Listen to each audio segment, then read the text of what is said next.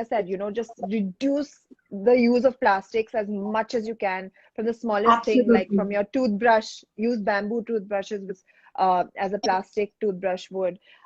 Small things. And there are just so many things that you can do. And honestly, like, being realistic, it is impossible to do everything. So Absolutely. I choose your agree. battles, choose your Yeah. battles. Yeah. And see what's the most that you can do. And honestly, that in itself, with every individual, when you start doing that, it just goes such a long way. Absolutely, I completely agree, and I know you've been quite involved with Alia's Me Wardrobe, Sue Wardrobe campaign, which is all Yeah. about increasing awareness and reusing and recycling to divert clothes, as you said, from landfills. And to be honest, I didn't realize till I read about it that fast fashion is such a huge space that needs to be addressed. I Yeah. had no clue that it takes 20,000 liters of water to Yeah. create a single kilogram of cotton. I didn't know Yeah. that. And I it, mean, e- then it even sounds unreal, like it sounds unreal, not even possible. unreal. Yeah, Yeah, yeah. so it's amazing that you got involved. So tell us a little bit about the initiative and what you guys are doing with that. And hopefully more of us can follow suit. Well, it's all Alia. I think she started this initiative, and I think it's great when people with voices and who have a certain connect with the youth really step Yeah, forward and do things like that. So it was this thing that she started, where she was recycling people's clothes and selling them off to yeah, raise awareness, and to for charity, of course.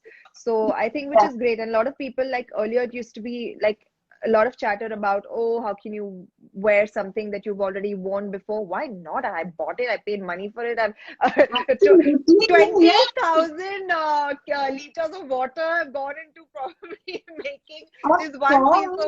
of garment. And how can you not expect? And I have a washing machine at home, really. So stuff like this kind of chatter, this kind of talk needs to really stop, and people really need to really start being okay with conserving, being okay with reusing, being okay with recycling. Absolutely. Yeah. So I think that was what even her initiative really stood for, and kudos to her.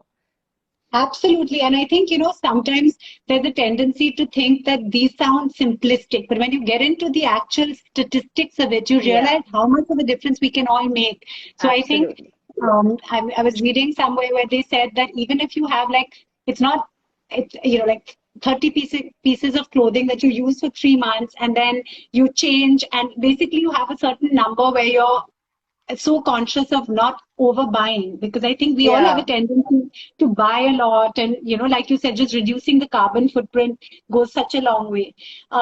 So that's a really good point.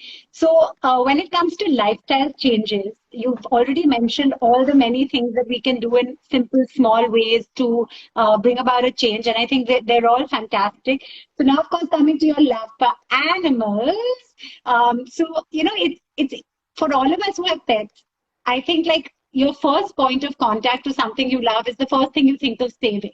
But Yeah. actually, it goes so much further than that, right? So, tell us a little bit about how have you always been an animal lover? Was it something that you were doing from childhood? I know you've been very involved with PETA. So, tell us a bit about your animal love and what you're doing there. I think, yeah, it was inbuilt, and it also comes from the fact that my parents also really love animals, and Yeah, kind of those values just get passed on. That kind of compassion and that love for all beings.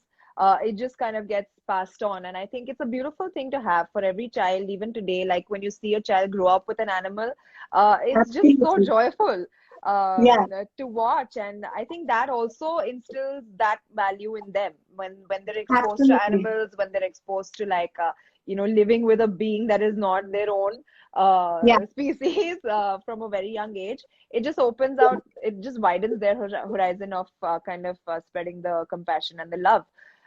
So it's important, I Absolutely. feel, and I think that's what kind of happened to me. I mean, I don't know where it began. I just remember always having